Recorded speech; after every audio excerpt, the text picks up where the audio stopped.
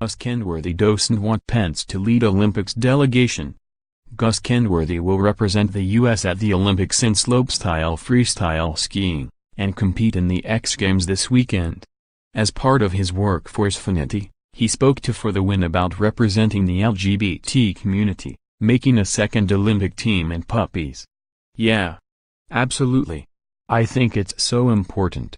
And not even just LGBT athletes, but just the LGBT community in general has been underrepresented for so many years, so for me to get to wave the pride flag, it feels incredible. It's the first time that the pride flag has ever been used in a national commercial, so I think that's an amazing feat in and of itself, and it also shows that it's really the world's becoming much more accepting, but it's new. It's new to have LGBT representation in that type of way, so I think that's really important. It helps to be someone that any closeted young athlete, or just person in general can look up to and see someone out in their field and being successful and living their life and having good things happen for them and not having a bad experience. It was a little bit of both. The people at P&G that were working on it really wanted to portray me for who I am and wanted to promote the fact that I'm a gay man and showcase diversity, and that's so great. They talked to me about it, and I said I would love to have a pride flag in the commercial. They came up with the concept and I was on board for it, and I think they did a really good job executing. Photo by Sean M. Haffey, Getty Images. I actually found out about it from Adam Rippon's quote about it. I feel the same way as him. I think it's not the person I would have expected, and I think it sends mixed messages because this is the first time we're seeing our U.S. Olympic athletes competing in the Winter Olympics. And then we have someone leading the delegation that doesn't support that, and doesn't support the LGBT community, and has spoken against it. I think it doesn't send the right message. It's unfortunate, but it is what it is. My life has changed and it hasn't. In some ways, I feel like it's a completely different life, and I get to just be myself.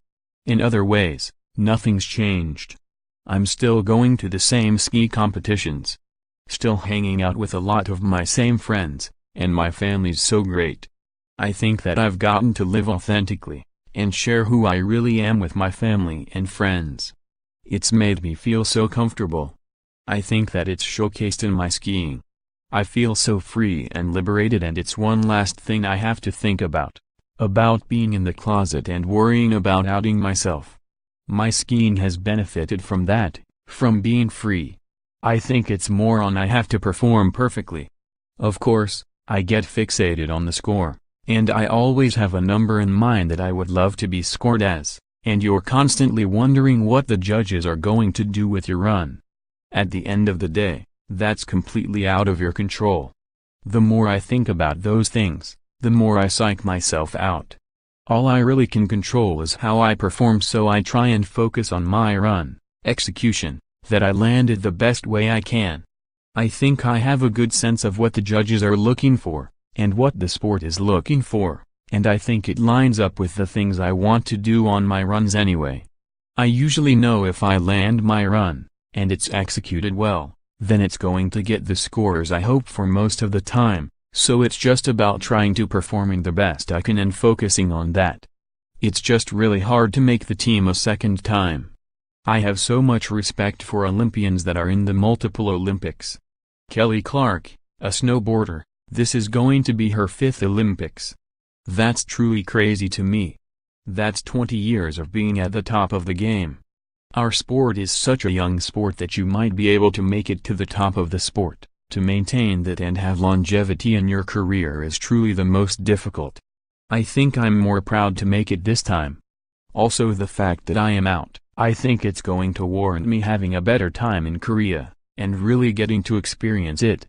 When you're in the closet, you can't enjoy anything quite as much. I don't think I had the Olympics experience I was hoping for, and now that I'm out, I'm going to really take it all in and have such a better time. I did a piece with the Humane Society International about the dog meat industry in Korea, and how inhumane it is, and I met a couple dogs that were brought over from dog meat farms in Korea. They were so sweet, and that definitely put in my mind that I would love to come home with a dog again. I think right now my sole focus is on competing and landing my run and performing the way I want to, but if I end up meeting some dogs, I may end up coming home with one or two. No, it's definitely not. I'll take it. More, 9 crazy things you forgot about the original XFL. LeBron James reveals the worst financial decision he ever made. The first game in XFL history was a disaster. Enzo Amore releases first statement after being released by WWE. Pro golfer apologizes after furiously throwing head cover at his caddy.